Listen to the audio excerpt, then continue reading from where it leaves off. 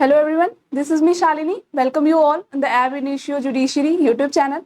और जैसा कि आप जानते हैं कि हम कॉन्स्टिट्यूशनल लॉ के मोस्ट इंपॉर्टेंट अमेंडमेंट्स को देख रहे थे, जिसमें हमने कुछ कॉन्स्टिट्यूशनल अमेंडमेंट्स को ऑलरेडी डिस्कस कर लिया है। पार्ट 1 अगर आपने नहीं देखा है तो आप चैनल पे विजिट करके पार्ट 1 को देख लीजिएगा।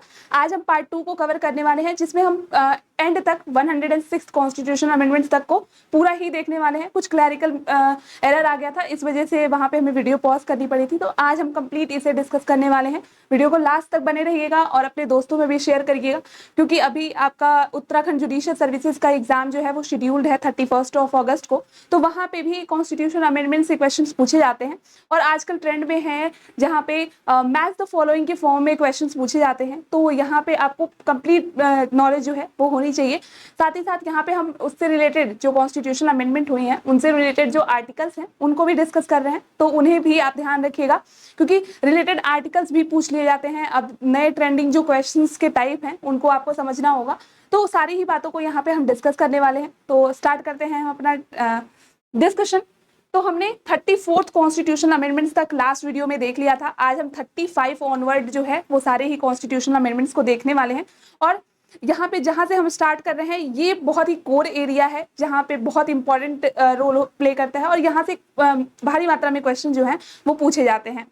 तो यहाँ पे हम 35th कॉन्स्टिट्यूशनल अमेंडमेंट से बात करने वाले हैं। डिस्कस करते हैं कि क्या है 35th कॉन्स्टिट्यूशनल अमेंडमेंट।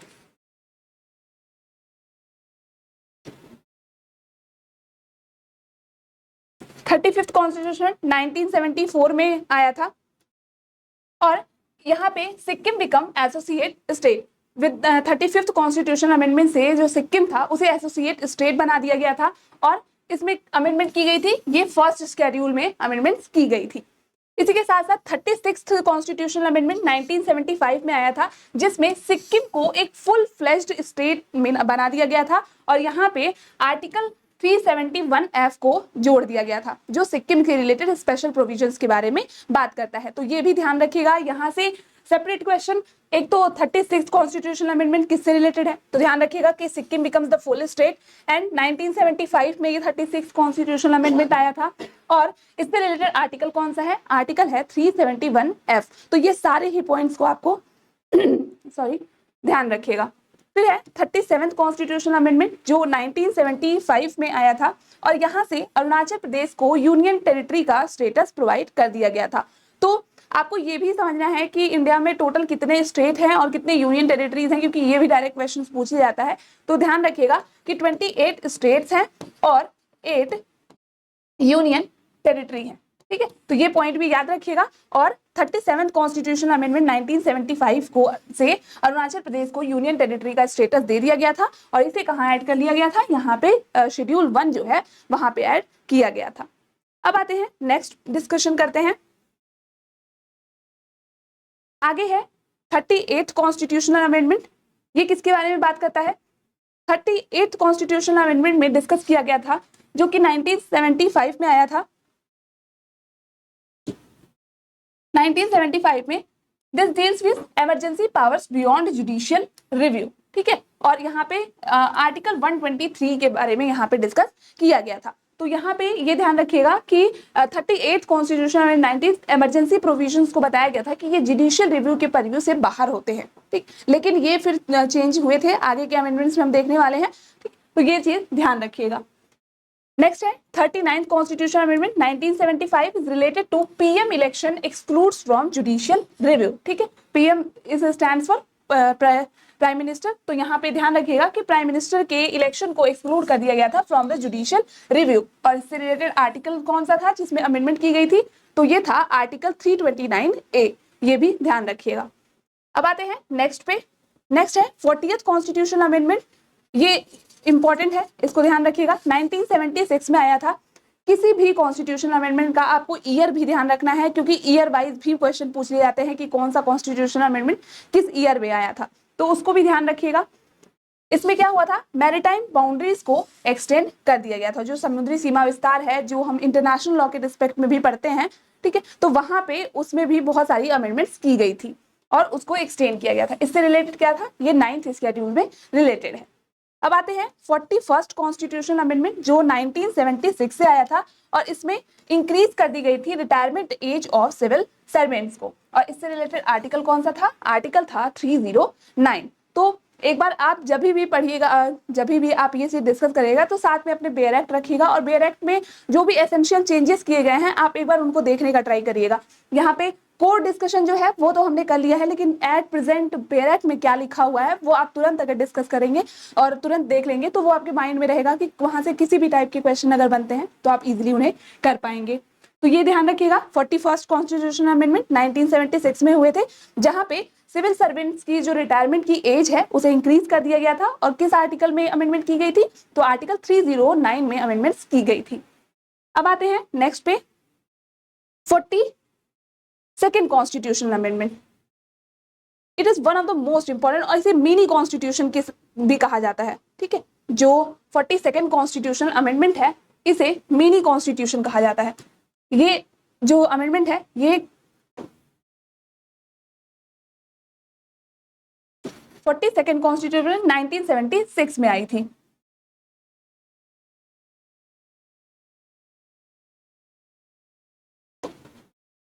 ये 1976 में आई थी। It is most comprehensive amendment. Preamble में बहुत सारे चेंजेस किए गए थे, बहुत सारी आर्टिकल्स जो है उनको ऐड किया गया था, कुछ आर्टिकल्स को हटा दिया गया था, जिसमें आपका 48A है, फिर उसके बाद आपके फंडामेंटल ड्यूटीज में भी चेंजेस किए गए थे, प्रियम्बल में कुछ वर्ड्स ऐड किए गए थे।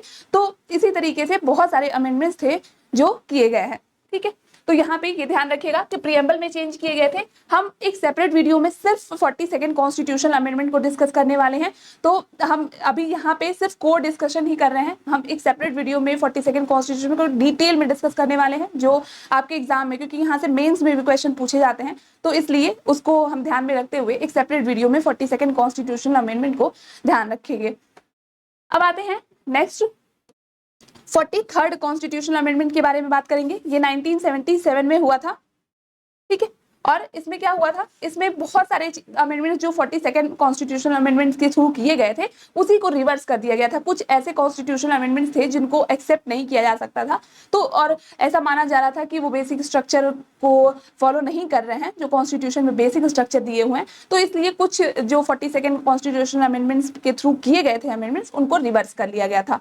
तो 43rd कॉन्स्टिट्यूशनल अमेंडमेंट जो है वो 42nd कॉन्स्टिट्यूशनल अमेंडमेंट का ही कह सकते हैं कि रिवर्स है या फिर उसी को रिवोक किया गया था।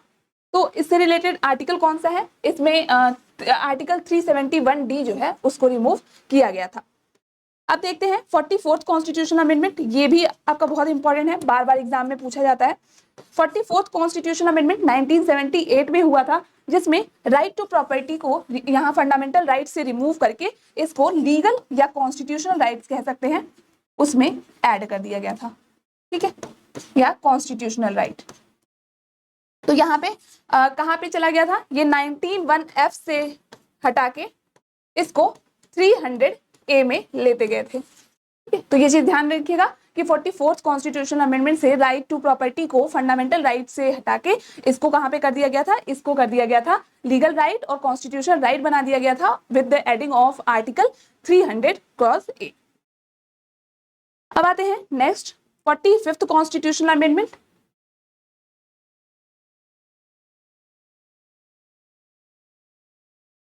ये 1980 में हुआ था, 1980 में, जिसमें सुप्रीम शेड्यूल कास्ट और शेड्यूल ट्राइब के रिजर्वेशन को एक्सटेंड कर दिया गया था। और इससे रिलेटेड आर्टिकल कौन सा था? आर्टिकल 334 था। तो इसको भी ध्यान रखिएगा, ये बहुत इंपॉर्टेंट है और पूछा जाता है कि SC ST के रिजर्वेशन को किस कॉन्स्टिट्यूशनल अमेंडमेंट से एक्सटेंड किया गया था। तो ध्यान रखिएगा कि आपका 45th कॉन्स्टिट्यूशनल अमेंडमेंट जो है वहां से किया गया था और उससे रिलेटेड आर्टिकल कौन सा है? तो आर्टिकल 334 है। इसको भी आपको ध्यान रखना है। नेक्स्ट है 46th कॉन्स्टिट्यूशनल अमेंडमेंट 1982 में किया गया था और इसमें सर्विस टैक्स को इनेबल कर दिया गया था। और इससे रिलेटेड आर्टिकल कौन सा है? आर्टिकल 269A है। और एक चीज और ध्यान रखनी है कि सर्विस टैक्स का जो कॉन्सेप्ट है वो अब GST के अंडर में आता है, एक सेपरेट कॉन्सेप्ट नहीं है। गुड्स एंड सर्विस टैक्स जो है उसके अंडर में आता है, जो कि 101 कॉन्स्टिट्यूशनल अमेंडमेंट से आया था। तो आगे हम उसको बारे में डिस्कस करने वाले हैं। यहाँ पे हमने छोटा सा एक ग्लिम्स लिया है जिससे आप इजी अंडरस्टैंड कर सके। अब आते हैं नेक्स्ट पे 47th कॉन्स्टिट्यूशनल अमेंडमेंट जो 1984 में हुआ था, और इसमें बहुत सारे लैंड लॉज जो हैं उनको प्रोटेक्ट किया गया था और उन्हें 9th शेड्यूल के अंदर में रख दिया गया था। जैसा कि हम जानते हैं कि 9th शेड्यूल में जो भी लैंड रिफॉर्म्स होते हैं उनको अगर रख दिया जाता है तो वो प्रोटेक्टेड रहते हैं, तो इसलिए यहाँ पे बहुत सारे लैंड लॉस थे उनको प्रोटेक्ट किया गया था और कहाँ पे रख दिया गया था, 9th शेड्यूल में उसको डाल दिया गया था। अब आते हैं 48th कॉन्स्टिट्यूशनल अमेंडमेंट, ये 1984 में हुए थे, जहां पे पंजाब इमरजेंसी जो लगाई गई थी अंडर आर्टिकल 356 स्टेट इमरजेंसी जिसे कहते हैं, तो उसके टाइम पीरियड जो है उसको एक्सटेंड कर दिया गया था और 48 कॉन्स्टिट्यूशन एक जो टाइम लिमिट दी गई थी उसको एक्सटेंड किया गया था 48th कॉन्स्टिट्यूशनल अमेंडमेंट, जिसके थ्रू जो इमरजेंसी थी पंजाब में वो भी एक्सटेंड हो गई थी।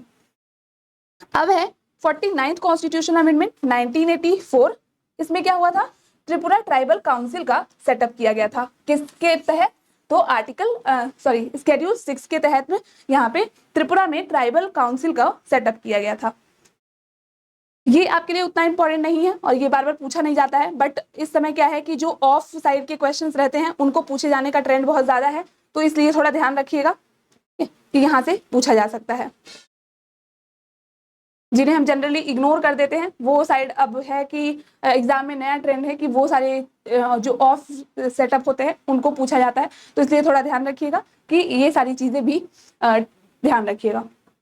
अब है 50th कॉन्स्टिट्यूशनल अमेंडमेंट, ये 1984 में हुए थे, जहां पे मिलिट्री पर्सोनल लॉज को रिवाइज किया गया था और इससे रिलेटेड आर्टिकल कौन सा है, आर्टिकल है 33। तो ये ध्यान रखिएगा कि सेपरेटली यहाँ पे मिलिट्री पावर्स के एक्सरसाइज से रिलेटेड किसके पास अथॉरिटी है, किसके पास पावर है चेंज करने का, ये भी आपका पूछ लिया जाता है, तो पार्लियामेंट के पावर के बारे में भी यहाँ पे बात की जाती है। और साथ ही साथ ये भी ध्यान रखिएगा कि 50th कॉन्स्टिट्यूशनल अमेंडमेंट जो है वो मिलिट्री पावर्स के से रिलेटेड है। अब आते हैं 51st कॉन्स्टिट्यूशनल अमेंडमेंट 1985 में हुए थे, जहां पे रिजर्वेशन इन एनी का मतलब नॉर्थ ईस्ट के जो स्टेट है, ठीक है, नॉर्थ ईस्ट के स्टेट हैं उनमें रिजर्वेशन के बारे में बात की गई थी और इससे रिलेटेड आर्टिकल कौन सा है, आर्टिकल 330 है, तो इसको भी ध्यान रखिएगा। 52nd कॉन्स्टिट्यूशनल अमेंडमेंट बार बार एग्जाम में पूछा जाता है और अभी करंट में भी ये मुद्दा चल रहा है। अभी सुप्रीम कोर्ट के सामने पिटीशन लगाई गई है कि जो स्पीकर हैं जो डिस्क्वालीफाई कर सकते हैं, तो उनके बारे में सुप्रीम लगाई गई है कि इसको जो 10th शेड्यूल है इसको अनकॉन्स्टिट्यूशनल घोषित कर दिया जाना चाहिए, उसको क्वैश कर दिया जाना चाहिए। तो हम उसके बारे में भी सेपरेट वीडियो में डिस्कस करने वाले हैं कि क्या पूरा मैटर है और क्या कोर्ट का स्टैंड है इस पे, तो उनको हम सेपरेट वीडियो में डिस्कस करेंगे। अभी ये एग्जाम में पूछा जाता है और इस समय ये हॉट टॉपिक है, तो आने वाले एग्जाम में ये पूछा भी जा सकता है, तो इसको थोड़ा ध्यान रखिएगा। 52nd कॉन्स्टिट्यूशनल अमेंडमेंट 1985 में हुआ था, जो एंटी डिफेक्शन लॉज है उनको इंट्रोड्यूस किया गया था और इसी के साथ साथ 10th शेड्यूल जो है उसको भी ऐड किया गया था, तो ये ध्यान रखिएगा। अब है 53rd कॉन्स्टिट्यूशनल अमेंडमेंट 1986 में हुए थे, जिसमें मिजोरम को स्पेशल स्टेटस दिया गया था और ऐड किया गया था आर्टिकल 371G को। और हमने लास्ट वीडियो में जो कॉन्स्टिट्यूशन की वहां पे ट्रिक भी याद किया था कि सारे ही स्टेट को जो स्पेशल स्टेटस प्रोवाइड किया गया है या प्रोविजंस उनके रिगार्डिंग में बनाए गए हैं, तो उनके लिए हमने JMG नमाज मक्के का जो वो शॉर्ट ट्रिक थी उसको किया था, तो वो भी अगर आपने नहीं देखा है तो आप लास्ट वीडियो में जाके आप आर्टिकल से रिलेट करेंगे तो आपको इजीली वो लर्न हो जाएगा। अब आते हैं 54th कॉन्स्टिट्यूशनल अमेंडमेंट, ये 1986 में हुआ था।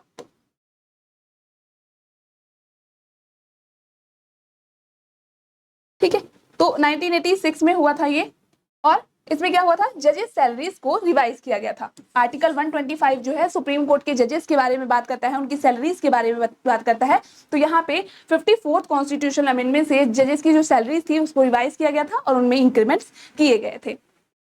अब है 55th कॉन्स्टिट्यूशनल अमेंडमेंट जो 1986 में हुए थे,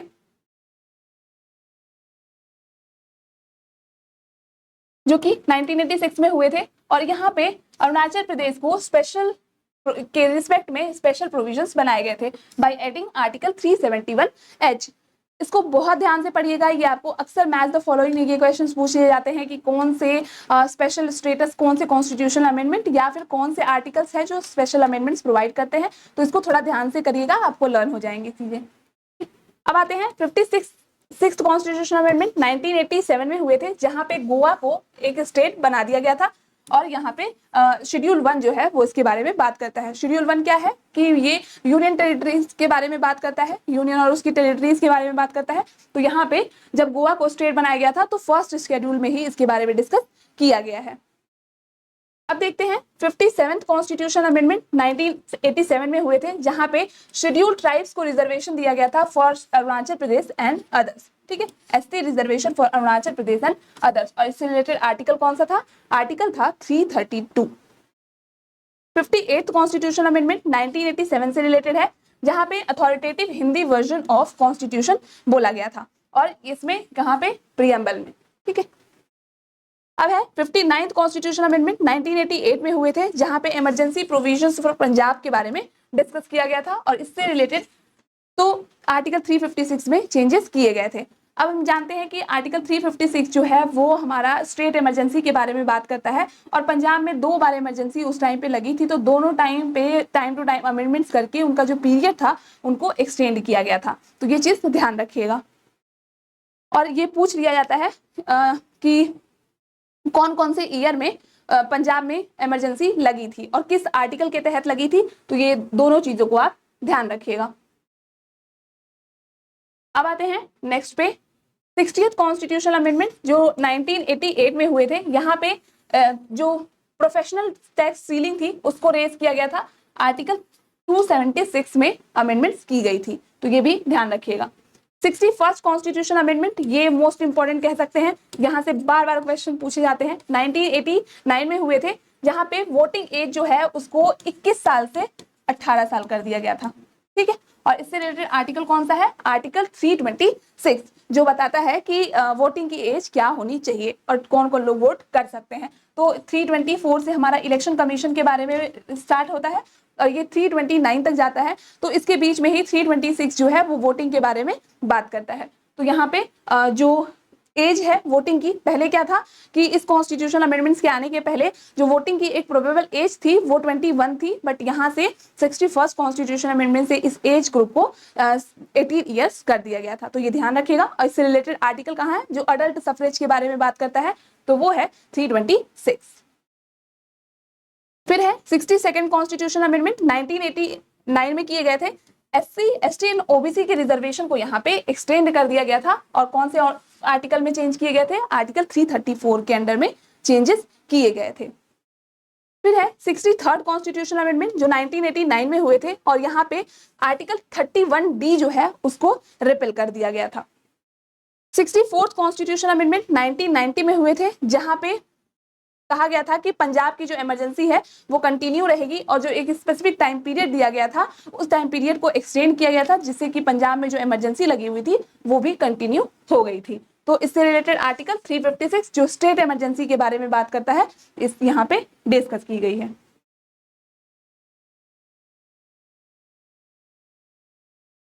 अब देखते हैं next 65th constitution amendment. 65th constitution amendment 1990 में हुए थे, जिसमें एनसीबीसी जो है उसको फॉर्म किया गया था। ठीक है, national commission for backward classes form किया गया था। कौन सा आर्टिकल में?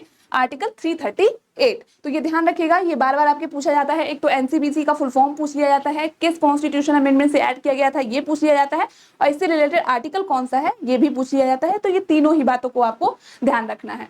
अब है 66th कॉन्स्टिट्यूशन अमेंडमेंट 1990 में हुए थे, जहां पे बहुत सारे लैंड लॉज जो थे, बहुत सारे लैंड लॉज जो थे उनको ऑलरेडी प्रोटेक्शन प्रोवाइड किया गया था 9th शेड्यूल में डालते हुए।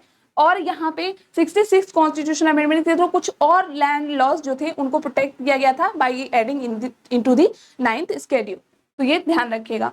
फिर है 67th, 68 और 69 कॉन्स्टिट्यूशन अमेंडमेंट जो 1990 से लेके 1991 में हुए थे, और यहाँ पे प्रेसिडेंट रूल और दिल्ली जो नेशनल कैपिटल टेरिटरी है उसको स्टेटस प्रोवाइड किया गया था बाय एडिंग आर्टिकल 399AA।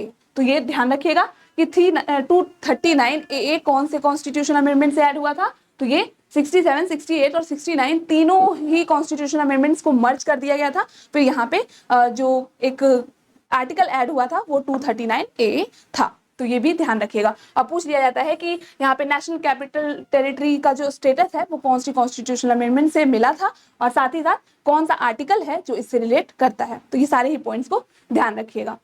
अब है 70th कॉन्स्टिट्यूशन अमेंडमेंट 1992 में हुए थे, जहां पे UTs included in presidential election. तो इसके पहले क्या था कि जब प्रेसिडेंशियल इलेक्शन होते थे तो यूनियन टेरिटरीज के वोट जो है वहां पे काउंट नहीं किए जाते थे, बट यहाँ पे 70th कॉन्स्टिट्यूशन अमेंडमेंट जो 1992 में किए गए थे, वहां पे यूनियन टेरिटरीज के जो एमपीज एमएलएस होते हैं वो लोग भी यहाँ पे पार्टिसिपेशन कर सकते हैं बाई गिविंग देयर वोट्स। और इससे रिलेटेड आर्टिकल कौन सा था? आर्टिकल था 54। अब है 71st कॉन्स्टिट्यूशन अमेंडमेंट जो 1992 में किए गए थे, और यहाँ पे 3 लैंग्वेजेस को ऐड किया गया था। कौन कौन सी थी? कोंकणी, नेपाली और मणिपुरी। ठीक है, 8th स्केड्यूल में। तो हमने देखा था कि ओरिजिनली कितनी लैंग्वेजेस थी? ओरिजिनली हमारे पास 14 लैंग्वेजेस थी जो हमारे 8th स्केड्यूल में ऐड की गई थी। 21st कॉन्स्टिट्यूशनल अमेंडमेंट से एक सिंधी लैंग्वेज जो है उसको ऐड किया गया था।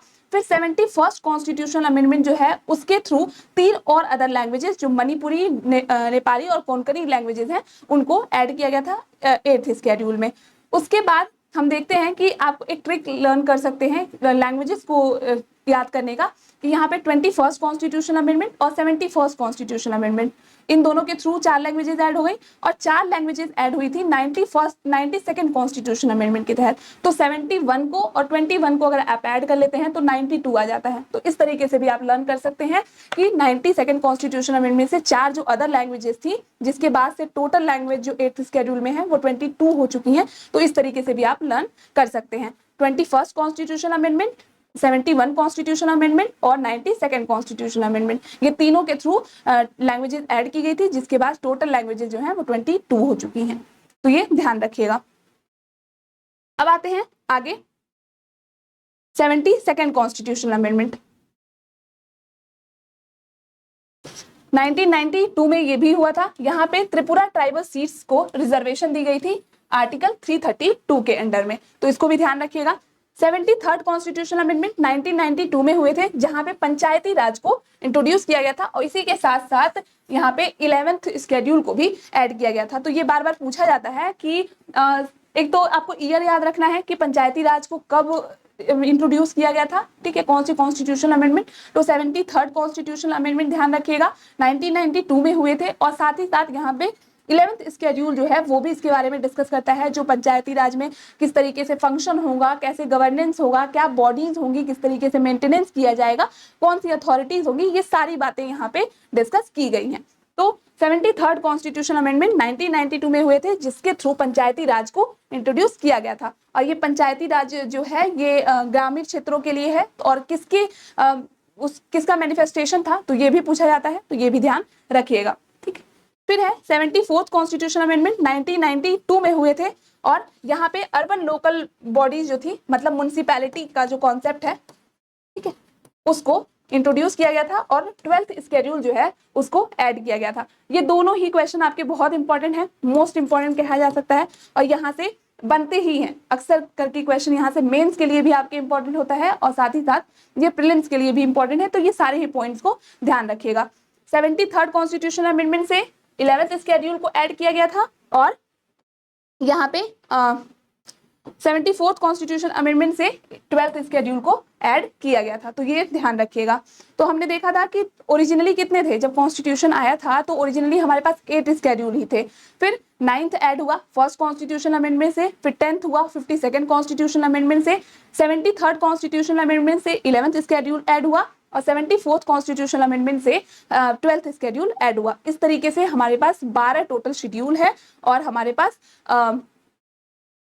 टोटल आर्टिकल कितने हैं? तो टोटल आर्टिकल अगर हम देखेंगे तो अगर हम गणना की दृष्टि से देखें तो हमारे पास 448 है, नहीं तो ओरिजिनली अगर हम देखते हैं तो 395 आर्टिकल्स हैं। ये पॉइंट्स भी ध्यान रखिएगा, ये भी आपके पूछ लिए जाते हैं। साथ ही साथ लैंग्वेजेस कितनी है टोटल? तो लैंग्वेजेस हमारे पास ओरिजिनली 14 थी, और एट प्रेजेंट अगर हम देखें तो हमारे पास 22 लैंग्वेजेस हैं। अब है 75th कॉन्स्टिट्यूशन अमेंडमेंट 1994 से आए थे, जिसमें डेट रिकवरी ट्राइब्यूनल को सेटअप किया गया था बाय इंसर्टिंग आर्टिकल 323B। तो इसको भी ध्यान रखिएगा।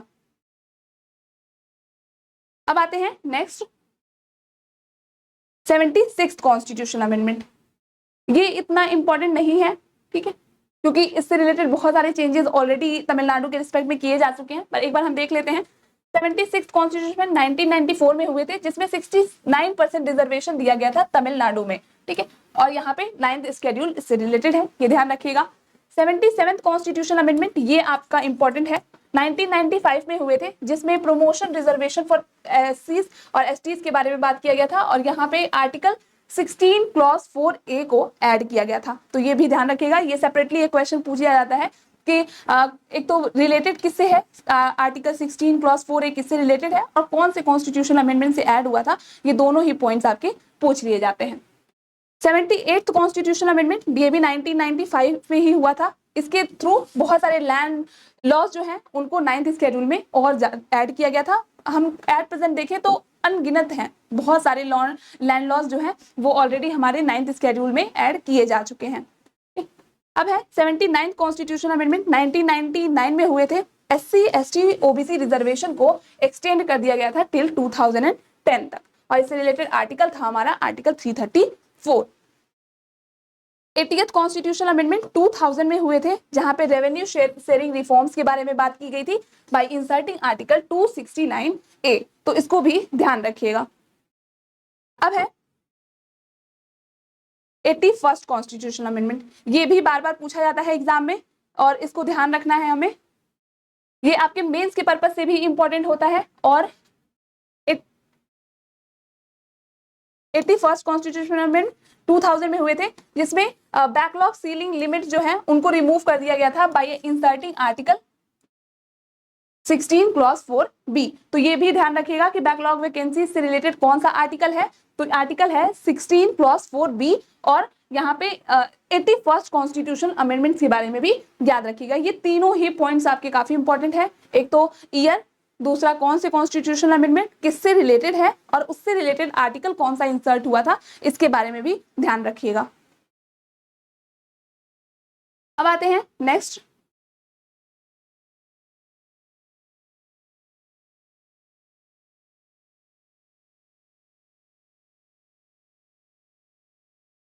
नेक्स्ट है 82nd कॉन्स्टिट्यूशन अमेंडमेंट जो 2000 से ऐड हुआ था। इसमें रिलैक्सेशन दी गई थी in qualifying marks for SCs STs, और इससे रिलेटेड आर्टिकल कौन सा था, आर्टिकल था 335। तो ये पॉइंट्स ध्यान रखिएगा। फिर है 83rd कॉन्स्टिट्यूशन अमेंडमेंट, ये ज्यादा इंपॉर्टेंट नहीं है, एक बार देख लेते हैं। एग्जेम्पशन फ्रॉम रिजर्वेशन इन नागालैंड, और इससे रिलेटेड आर्टिकल कौन सा था, आर्टिकल है 243M। बस आर्टिकल ध्यान रखिएगा और ये पॉइंटर्स एक बार ध्यान रखिएगा। फिर है 84th कॉन्स्टिट्यूशन अमेंडमेंट 2002 में हुए थे, जो रिलेटेड है रीएडजस्टमेंट पोस्ट 2001 सेंसस, ठीक है। और ये किससे, और प्रेजेंट टाइम में क्या है कि कौन से सेंसस को हम डिटरमाइन करते हैं, 2011 के सेंसस जो हैं उनको हम अभी भी डिटरमाइन कर रहे हैं, ठीक है। तो जब तक कि नेक्स्ट सेंसस जो हैं वो नहीं आ जाते हैं, तो ये 2001 के सेंसस के रिलेशन में था। तो यहाँ पे आर्टिकल कौन सा इन्वॉल्व था, आर्टिकल 82 इन्वॉल्व था, ये ध्यान रखिएगा। फिर है 85th कॉन्स्टिट्यूशन अमेंडमेंट, ये इंपॉर्टेंट है, बार बार एग्जाम में पूछा जाता है, 2001 में हुए थे, रिलेटेड है प्रमोशन विद रेट्रोस्पेक्टिव इफेक्ट, और इससे रिलेटेड आर्टिकल कौन सा था, आर्टिकल 16 क्लॉज 4A, और ये बार बार आपके एग्जाम में पूछा जाता है, ये ध्यान रखिएगा। 86th कॉन्स्टिट्यूशन मोस्ट इंपॉर्टेंट, ये प्रीलिम्स के पर्पस से भी इंपॉर्टेंट है, आपके मेंस के पर्पस से भी इंपॉर्टेंट है, और कभी कभी आपके इंटरव्यू में भी पूछा जा सकता है। और ऐसा नहीं है कि सिर्फ ये जुडिशरी एग्जाम्स में ही पूछा जाता है, ये आपके स्टेट PCS और UPSC के एग्जाम में भी वैसे ही इक्वली इंपॉर्टेंट टॉपिक है जैसे कि अदर एग्जाम्स में। तो 86th कॉन्स्टिट्यूशन अमेंडमेंट 2002 में हुए थे। राइट टू एजुकेशन को as a fundamental rights add किया गया था बाय एडिंग आर्टिकल 21A, और इसी के साथ साथ 51A को भी ऐड किया गया था फंडामेंटल ड्यूटीज में। 21A बात करता है कि यहाँ पे किसी भी चाइल्ड का जो 6 to 14 ईयर्स के एज ग्रुप के बीच में है, उसका फंडामेंटल राइट्स है कि वो मुफ्त मतलब free education, free and compulsory education है जो उसको ले, ठीक है। ये फंडामेंटल राइट्स है उस चाइल्ड का। और 51A में जो लास्ट का क्लॉज है, G का जो क्लॉज था, उसको ऐड करते हुए ये कहा गया था जो 11th ड्यूटी है, ठीक है, 11th ड्यूटी है, उसको ऐड किया गया था। और यहाँ पे पेरेंट्स की ड्यूटी ये बनाई गई थी कि जो अपने चाइल्ड हैं उनको बेसिक एजुकेशन जो है वो प्रोवाइड कराएंगे। तो ये दोनों ही आर्टिकल्स याद रखेगा, 86th कॉन्स्टिट्यूशन अमेंडमेंट्स के तहत यहाँ दोनों में ही अमेंडमेंट्स की गई थी और एडिशन किए गए थे। अब आते हैं 87th कॉन्स्टिट्यूशन अमेंडमेंट, यहाँ पे 2003 में हुआ था, और ये किससे रिलेटेड है, डिलिमिटेशन बेस्ड ऑन 2001 सेंसस से रिलेटेड है, जो है आर्टिकल 82 से रिलेटेड, तो इसको भी ध्यान रखिएगा। अब है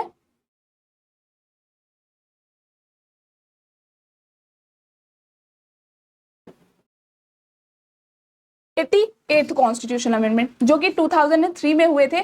सर्विस टैक्स एंट्री एडेड, ठीक है, सर्विस टैक्स एंट्री एडेड, और इसमें कौन सा आर्टिकल ऐड किया गया था, तो 268A जो है उसको यहाँ पे इंसर्ट किया गया था।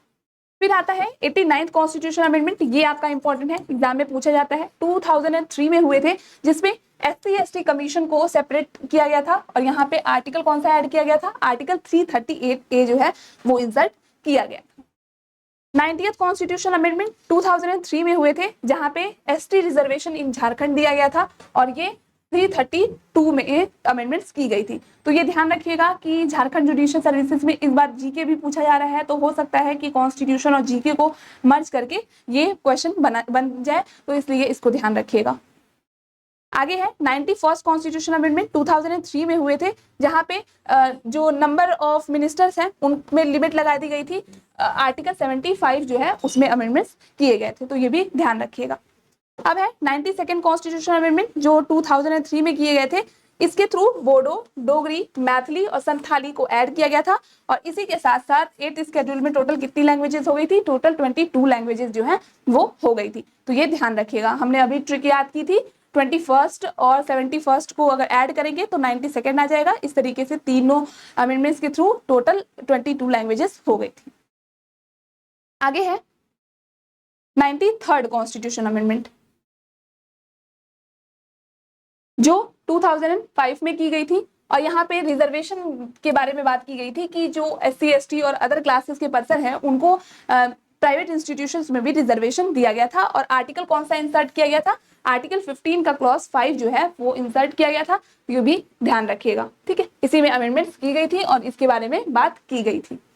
फिर है 94th कॉन्स्टिट्यूशन अमेंडमेंट 2006 में हुए थे, जहां पे रिमूव कर दिया गया था बिहार को फ्रॉम आर्टिकल 164 क्लॉज 1, और किसमें चेंज किया गया था, यहाँ पे फर्स्ट शेड्यूल में चेंज किया गया था। तो यहाँ पे बिहार वर्ड जो है उसको रिमूव कर दिया गया था फ्रॉम आर्टिकल 164 क्लॉज 1 के प्रोवाइजो से।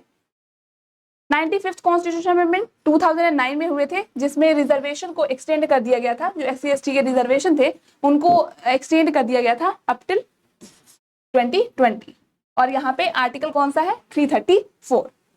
अगला है 96 कॉन्स्टिट्यूशन अमेंडमेंट जो 2011 में हुए थे, जिसमें ओडिया को ओडिया, ठीक है, पहले आर था, आर के बाद उसको चेंज करके डी वर्ड यूज कर दिया गया, तो ओडिया से ओडिया हो गया था। तो ये ध्यान रखिएगा, 96th कॉन्स्टिट्यूशन अमेंडमेंट ये किस में चेंज किया गया था, 8th जो लैंग्वेज भी ओडिया होती है तो उसमें 8th शेड्यूल में इसको ओडिया से ओडिया कर दिया गया था।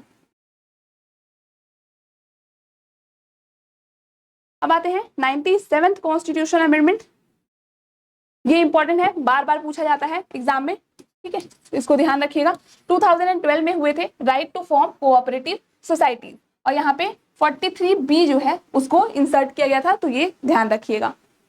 फिर है 98, और एक बार और बताइएगा कि और कहाँ पे कोऑपरेटिव सोसाइटी के बारे में बात की गई है, आप एक बार बेयर एक्ट चेक करिएगा, ठीक है, कहाँ पे और कोऑपरेटिव सोसाइटी के बारे में बात की गई है। फिर है 2013 special status to Karnataka region, और कौन सा आर्टिकल ऐड किया गया था, इंसर्ट किया गया था, 371J, तो इसको भी ध्यान रखिएगा।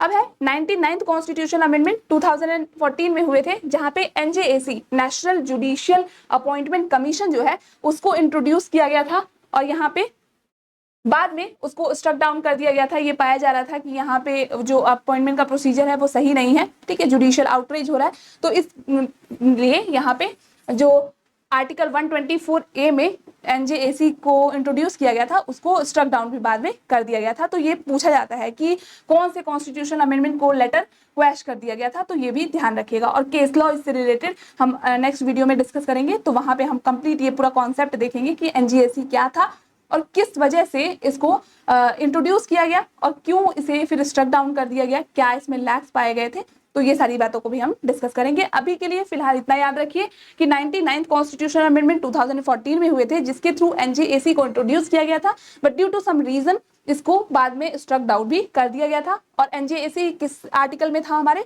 तो आर्टिकल 124A जो है कॉन्स्टिट्यूशन का, वो रिलेट करता था नेशनल जुडिशियल अपॉइंटमेंट ट्रिब्यूनल, ठीक है, कमीशन से। फिर है 100th कॉन्स्टिट्यूशन अमेंडमेंट, इंपॉर्टेंट कह सकते हैं, 2015 में हुआ था। इसमें इंडिया बांग्लादेश लैंड बाउंड्री के बारे में, अग्रीमेंट के बारे में डिस्कस किया गया था। और इससे रिलेटेड आर्टिकल कौन सा था? स्केड्यूल जो था वो फर्स्ट स्केड्यूल था। अब यहां से आपका इंपॉर्टेंट पार्ट शुरू हो जाता है। शुरू तो आपका यहीं से हो जाता है, 99th से ही मोस्ट इंपॉर्टेंट पार्ट जो है शुरू हो जाता है। बीच बीच में कुछ ही हैं जो आपको याद रखने हैं, जो बहुत इंपॉर्टेंट है, ठीक है। बाकी एक बार अगर आप सारी ही स्टडी कर लेते हैं तो और ज्यादा अच्छा है कि कहीं से भी कुछ भी पूछा जाता है तो फिर आप ब्लंट नहीं होंगे उस चीज में, ठीक। अब यहाँ पे है 101st कॉन्स्टिट्यूशन 2016 में हुए थे, जिसमें GST, goods and services tax का जो कॉन्सेप्ट था, ठीक है, वैट और सर्विस टैक्स को एक में मर्ज करके गुड्स एंड सर्विसेज टैक्स के कॉन्सेप्ट को इंट्रोड्यूस किया गया था, ठीक है, बाई 101st कॉन्स्टिट्यूशन अमेंडमेंट। तो इसको भी ध्यान रखिएगा। कौन कौन से आर्टिकल इंसर्ट किए गए थे? Article 246A, 269A and 279A को यहाँ पे इंसर्ट किया गया था। अब आते हैं नेक्स्ट है 102nd कॉन्स्टिट्यूशन अमेंडमेंट। ये हुए थे 2018 में, जहां पे national commission for backward classes को कॉन्स्टिट्यूशनल स्टेटमेंट प्रोवाइड किया गया था। और इससे रिलेटेड आर्टिकल कौन सा ऐड हुआ था? आर्टिकल 338B जो है वो इंसर्ट किया गया था। तो ये भी ध्यान रखिएगा कि एनसीबीसी से रिलेटेड आर्टिकल कौन सा है? 338B है। और कौन से कॉन्स्टिट्यूशन अमेंडमेंट? तो 102nd कॉन्स्टिट्यूशन अमेंडमेंट। साथ ही साथ ईयर भी याद रखिएगा, 2018।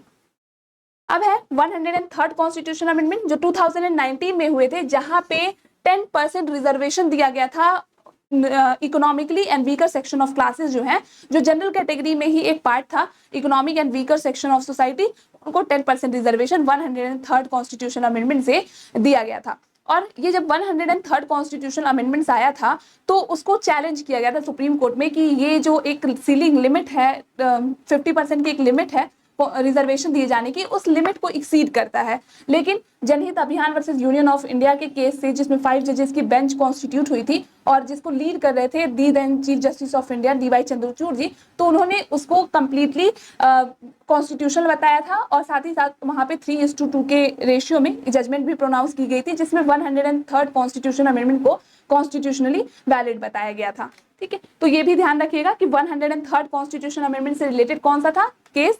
तो जनहित अभियान वर्सेस यूनियन ऑफ इंडिया। अब यहाँ पे है 104th कॉन्स्टिट्यूशन अमेंडमेंट जो 2020 में आए थे, जिसके थ्रू एंग्लो इंडियन रिजर्वेशन जो 2 सीट्स थी जो प्रेसिडेंट एंग्लो इंडियन के लिए रिजर्व रखते थे, उसको यहाँ से कंप्लीटली कॉन्सेप्ट को ही डिलीट कर दिया गया था। इससे रिलेटेड आर्टिकल कौन सा है? आर्टिकल 334 है। अब है 105th कॉन्स्टिट्यूशन अमेंडमेंट जो 2021 में हुए थे, और यहाँ पे ओबीसी आइडेंटिफिकेशन पावर को स्टेट को कन्फर कर दिया गया था। तो ये भी ध्यान रखिएगा। और इससे रिलेटेड आर्टिकल कौन सा था? आर्टिकल 242A था। पहले क्या था कि जो पावर था वो पार्लियामेंट को दिया गया था, ठीक है, मतलब वहां पे जो उनकी अथॉरिटीज हैं उन पे कन्फर किया गया था। लेकिन वापस से वो पावर जो है वो स्टेट को कन्फर कर दिया गया कि स्टेट अपने टेरिटरी में डिटरमाइन करेंगे कि ओबीसीज की जो एक कैलकुलेशन है उनसे रिलेटेड वो सारी चीजों को स्टेट खुद देखेगी। अब है लास्ट 106 कॉन्स्टिट्यूशन अमेंडमेंट जो 2023 में हुए थे, जहां पे 33% रिजर्वेशन दिया गया है वुमेन्स को in Lok Sabha and state assemblies. Important है, बार बार एग्जाम में, अभी लेटेस्ट है तो इसलिए एग्जाम में पूछे जाने की पूरी संभावना है, तो इसको भी ध्यान रखिएगा। आर्टिकल 330A और 332A, ठीक है, ये दोनों ही ध्यान रखिएगा। इन दोनों ही आर्टिकल्स में अमेंडमेंट्स करके यहाँ पे वुमेन्स को रिजर्वेशन अब दिया जाएगा, ठीक है। कितना रिजर्वेशन? 33% रिजर्वेशन दिया जाएगा वुमेन्स को in Lok Sabha and state legislative assemblies में। तो ये थे हमारे पूरे ही 106 कॉन्स्टिट्यूशन अमेंडमेंट जो आपके आने वाले एग्जाम्स के लिए बहुत इंपॉर्टेंट है, और आई होप कि आपके लिए ये बहुत हेल्पफुल होगा, ठीक है।